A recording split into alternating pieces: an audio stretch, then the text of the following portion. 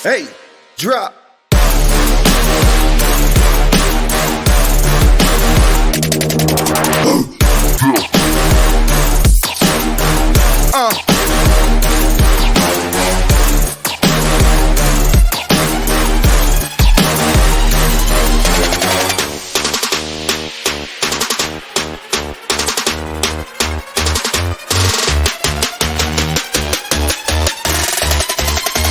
Yeah, hey, drop.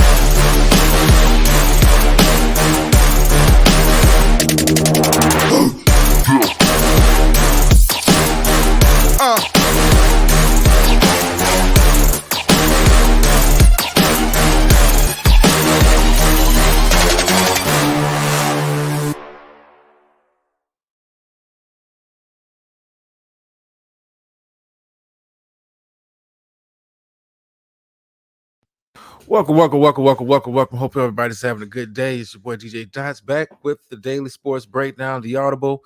Talk about anything and everything in the world of sports. Thank you for all coming out. Hope you enjoy the show. Like, share, subscribe, and all that good stuff. We're gonna kind of get down. It was a very, very busy weekend. We're gonna start off in the world of boxing. If you had a chance before the YouTube gods took the video down, I did share Tank Davis and Ryan Garcia fight in full. I would say this is probably one of the most watched boxing events in a long time, considering you have two guys that are undefeated. And too often in boxing, those that watch and follow it and partake in it, too often in boxing, for one, it's too many champions. So it's kind of hard to keep up with who's on top of what division.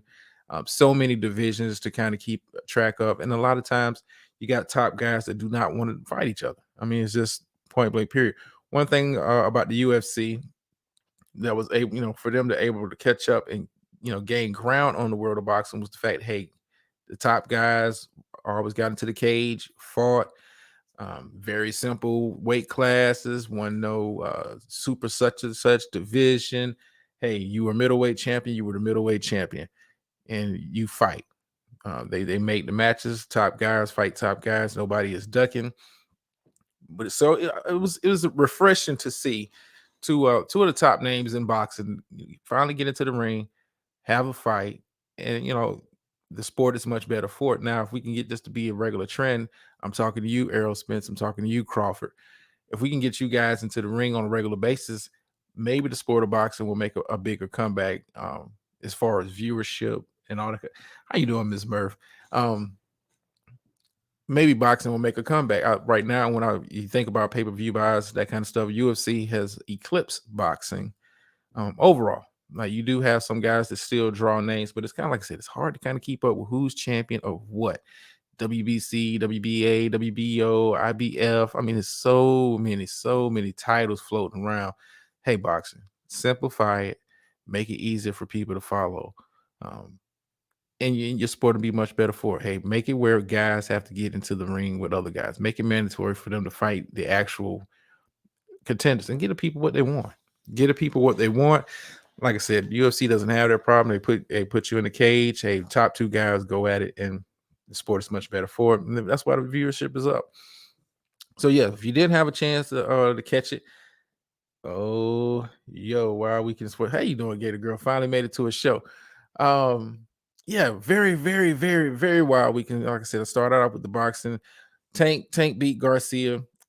If you watch the fight, I think Garcia kind of got away from his game plan. Should have stuck with the jab. Should have just tried boxing. Trying to get into a slugfest, thinking you're finna knock out Tank Davis is fool's gold. One, the guy can take a punch. Two, the guy has very good defense, and all he's doing is trying to lure you in when you're trying to go for the heavy power shot. Lure you in. He's a shorter boxer. And when I look at Tank Davis, and not to say I'm not comparing him to these actual boxers as far as the talent level, but I see him as a mix between Mike Tyson and Floyd Mayweather when I'm talking about defense and I'm talking about offense. To be able to, not only, if you watch that sequence when Garcia, second round, Garcia was going for the clean knockout shots, he's not hitting Tank with anything. He's missing. But then the they keep ducking, bobbing, and weaving, and then catch him with a left hand coming in. Um, Caught him flush on the chin. Yeah, good stuff, good stuff. Like you hadn't had a chance to go watch it. I feel sorry for you. Missed a good fight, missed a good event. Hopefully boxing can put those on more often, but more often than not, they don't, because the guys just don't want to fight each other. I don't get it. But we're gonna get into the big news of the weekend, and also some big news happening today, especially coming from the NFL and some NBA off the court big news.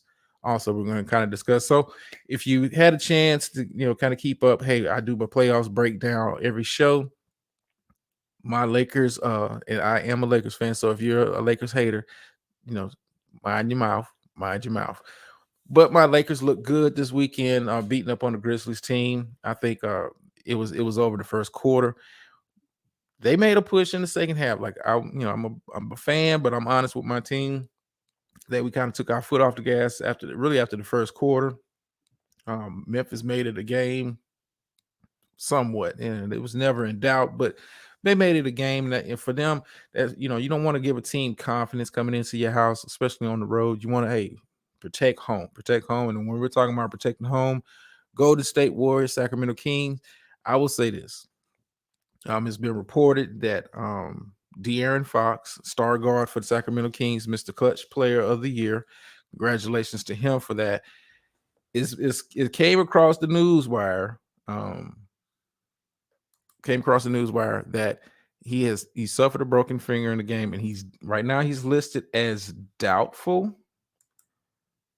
And I'm hoping this trend of injury sabotaging good playoff series doesn't continue.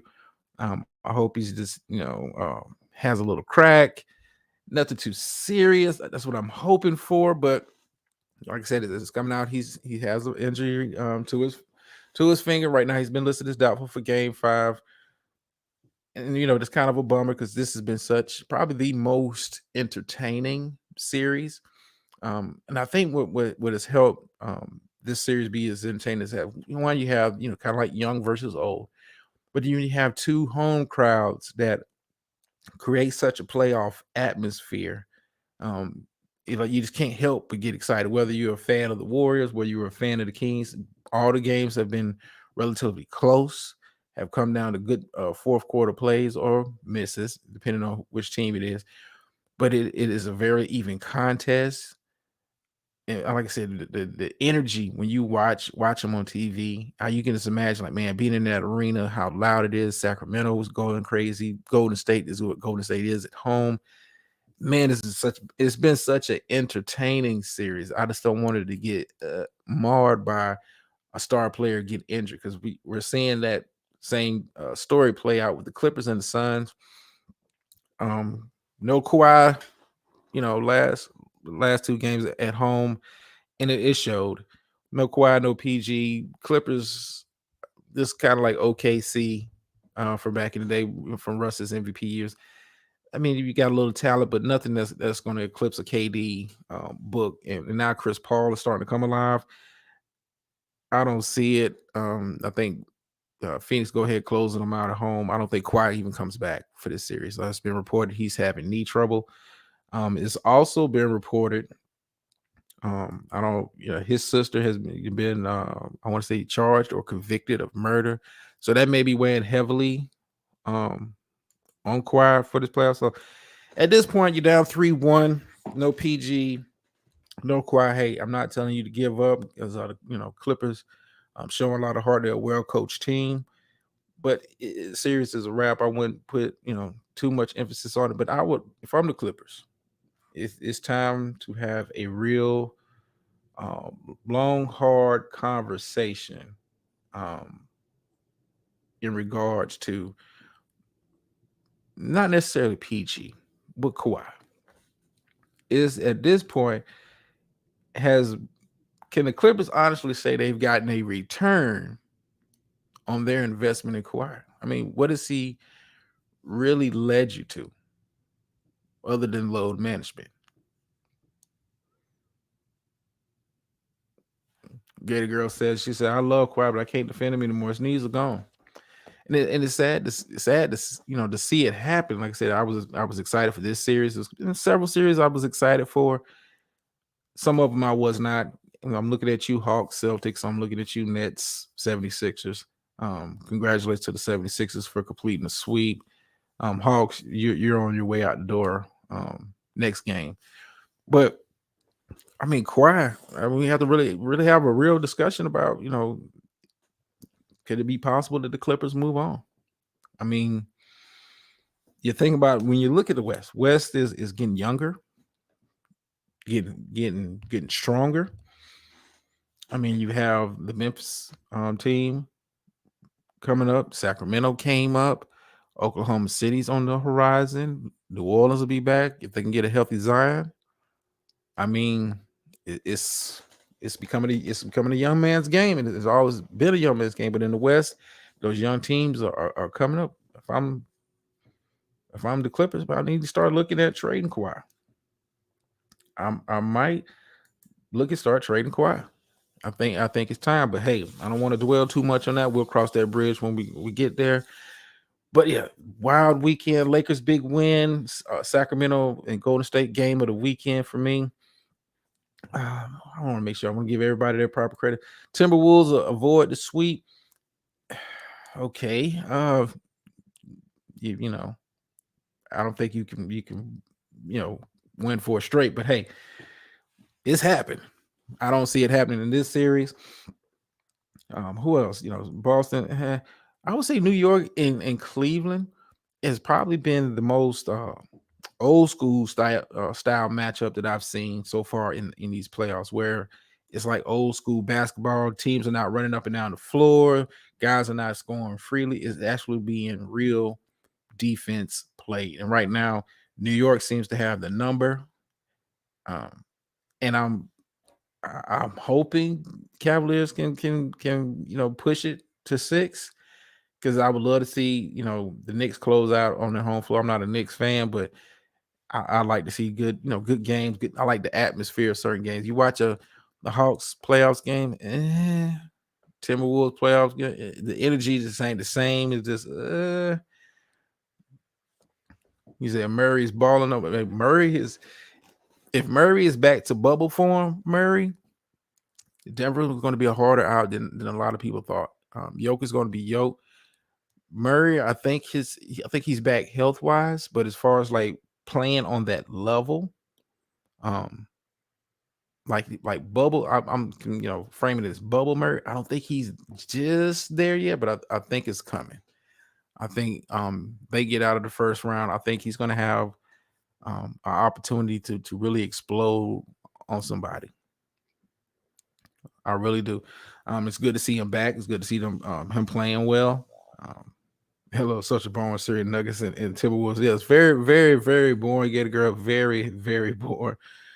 I mean, it's kind of hard to watch because you can just clearly tell who the better team is. And a lot of these other series, for the most part, have been kind of matchup styles. It's been very close, especially Kings Warriors, very close. But Nuggets, Timberwolves, I mean, even Boston and Atlanta is a little bit more competitive than. And I like some of the pieces on the Timberwolves. I'm not a big Cat fan. He doesn't do it for me for a big man. I don't think he shoots too much from outside, and he kind of looks lost defensively.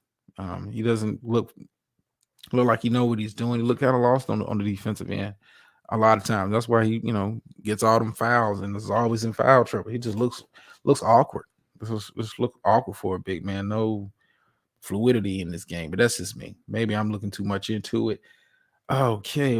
Let's see what's going on. What else is going on from the world of the NBA? If you haven't heard, breaking news coming across the wire: the Houston Rockets have hired former Boston Celtics Ime Udoka to be the head coach. Now the deal hasn't been announced. I like this move for Houston. I think he's the proper coach for the young guys that they have and guys that are going to be bringing in. Possibly you're looking at the number 1 overall pick going to Houston. I think Udoka is the right kind of coach because he was able to set up a system of winning in his short time with Boston. Like, for him to take a team to the finals says a lot about him and his coaching. I like the move. Now I will say this: I always thought it was funny how the story. First of all, the story got out and he got suspended, and how the whole thing went down. I think it was, me personally, I don't want to sound like a conspiracy theorist. I think it was more to that story. I think it was more of a clash between coach and management that kind of led to that. I just don't see it. That's something you handle in house. What did he do wrong? Fraternization. I mean, basically that's what it was. But you suspend the guy, pretty much, dismiss him from the team for having an improper relationship, a workplace relationship at that. We're talking about fraternization, something that you keep that in the house. You have a coach that is successful with the team, has just led you to the finals, and you pull that stunt. Yeah, it lets me know it was probably more to that story, and it'll probably come out in a ESPN 30 for 30 someday. Hey, I'll be here for it. But yeah, congratulations to Ime Udoka for getting hired on as the Houston Rockets head coach. Like I said, details have not come out as far as his deal. But like I said, I like the move. I like him as a head coach. I think he'll fit in just fine. I like the system that he'll probably put in place. And if you really look at some of the pieces Houston has, now they don't have a alpha dog like Jason Tatum, but I think they got some real nice pieces. Jalen Green, Kevin Porter Jr. I like the pieces that they have, and I think he's the right kind of coach for them. Young team. I think they'll be much better, if nothing else, defensively next year. I think they'll be much better defensively next year. Looking forward to it.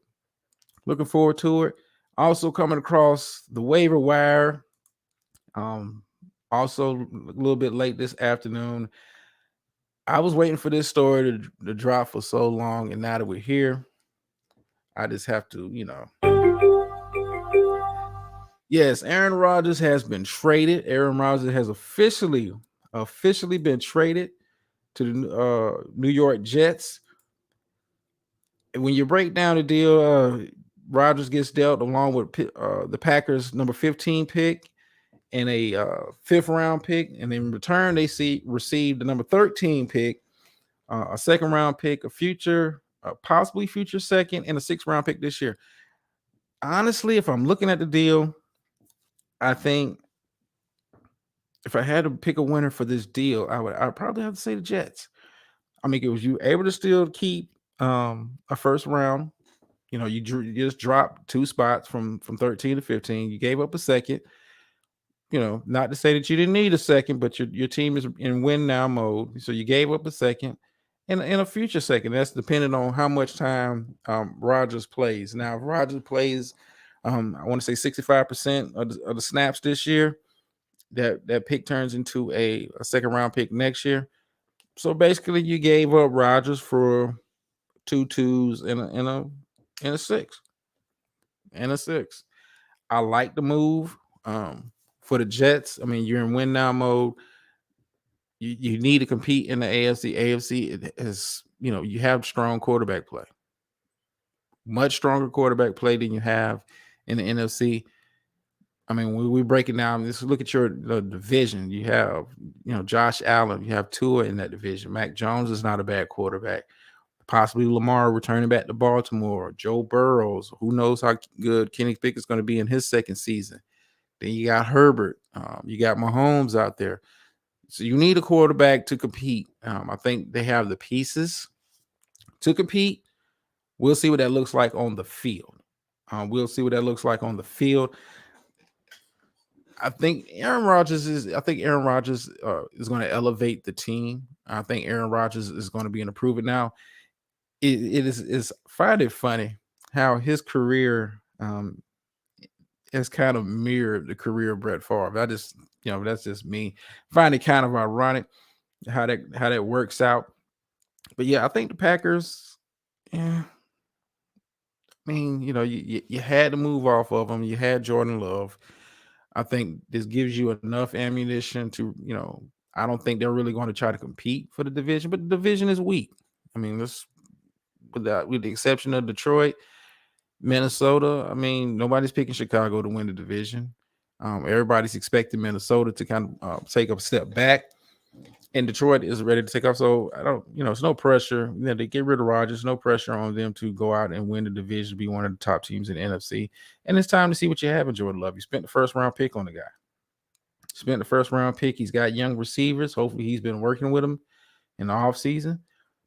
I think they'll be borderline playoff team, borderline, but we'll see what that kind of looks like after the draft. Speaking of the draft, tomorrow, tomorrow's show won't be televised. Okay. Yeah, it won't be televised. So, but look forward to Wednesday show being a little bit longer because I will be doing sports breakdown, breaking down the playoff games and that stuff. And I will be kind of going over the NFL draft. The NFL draft is right around the corner. Very exciting time for the NFL, very exciting time for football fans. Hey, that's when you find out the future of your franchise. Some good, some bad. Hey, don't be like Philadelphia, be booing, and now you're cheering. It happens. It's the draft. You never know how these players are going to play out. They look good on paper, they look good in college, but how does that translate to the NFL? But I am super, super, super duper excited. So I want to take some time to kind of prepare for that. So tomorrow's show I won't be doing.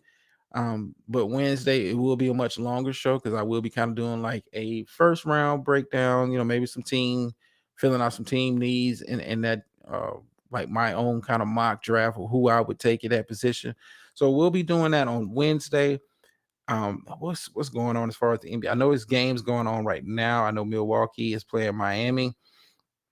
I think Giannis is back, but I'm not sure because I'm not tuned in right now. But they need him to be back because I thought they would be able to handle Miami without Giannis, but yeah, it doesn't look like it. And it's time for him to come back. And of course, 10 o'clock, tip off Grizz, Lakers. That bad man LeBron.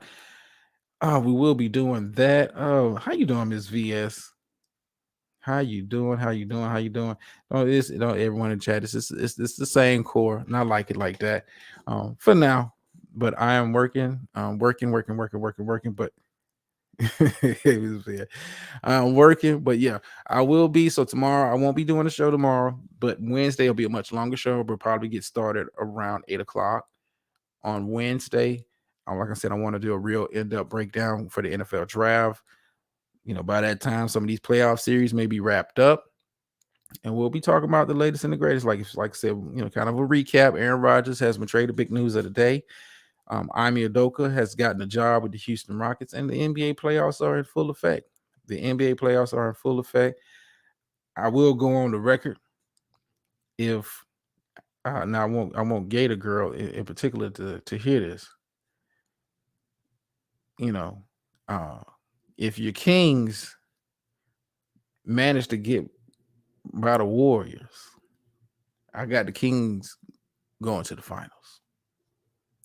You heard it here first. I know she doesn't like me to pick because if I pick a team, she wants to pick opposite. Yeah, Miss VS. Yeah, the trade came out. We knew it was coming. Like I said, I think it was fair compensation. I thought I know the Packers thought they was going to be able to get multiple first round picks for Rodgers. Nah, not no. Yeah, the girl said no. I mean, I'm just saying, but we'll see. De'Aaron Fox doubtful. We'll see if he makes it to Game 5. You're gonna need him. You're gonna need him. They're gonna need it. Now the pressure is back on them. Don't jinx them. Okay, I won't jinx. I'll keep my picks to myself. But yeah, I hope Fox, because it has been a very enjoyable series. Probably the most enjoyable series so far. As far as like atmosphere, teams playing hard and being real close games into my last second shots. Man, it has been fun watching them play. Now, if no Fox, who do you go to? Sabonis just kind of look out of it for this series so far. I don't know if it's how they're defending him. I don't know if he's hurt. I don't know what the deal is. Sabonis doesn't look like Sabonis so far this series. I'm waiting for him to kind of have like a breakout game, but it just ain't happening. The Kings and Knicks deserve to go. I like how the Knicks play. Knicks are saying, hey, we're going to play defense. They're not a high scoring team. It's like watching the Knicks Cavs. It's like watching old school NBA from the 90s. Without all the hugging and grappling. But it's good defensive plays being made, and guys just not running up and down the court. And nothing wrong with that from time to time, but I like to see good defense. Um, yeah, Sabonis does look a bit out of it. I don't know. Like I said, it may be because how Draymond's defending him, Kevin Looney's defending him. He looks like a step slow, like a step out of it. I don't know where he's at mentally right now. But they're gonna need him if they're gonna make any kind of push into this playoff. They're gonna need him to kind of step. I mean, this guy was, come on, man. Come on. I mean, don't shrink when the playoffs come. That's when you just don't pull Anthony Davis on the Kings. They're gonna need you. They're gonna need you, and you know, with no Fox, if they have no Fox game 5, I would have to pick Warriors in that one. Then the pressure's really on because Golden State is a hard place to win. Golden State is a hard place to win. I think Game 4 was probably their best chance to win in Golden State because you don't want to go back down there. They're down 3-2. But I'm gonna get on out of here, man, because I gotta get back to watching these games and break it down to film. Like I said, tomorrow's show postponed, but we'll do a much longer show, NFL draft preview on Wednesday. Y'all know the phrase. I ain't gotta say it. Matter of fact, Miss Murph, I have been working on that. I've been working, but nothing I can come up with sounds catchy. So I'm gonna still work on it. But I thank you all for coming out and listening in. Remember, like, share, subscribe, all that good stuff. Support the support the shorts and all that good stuff. And by Wednesday, I'm gonna have a catchphrase. I'm going to have a catchphrase for this show in particular. But until then, I'm out.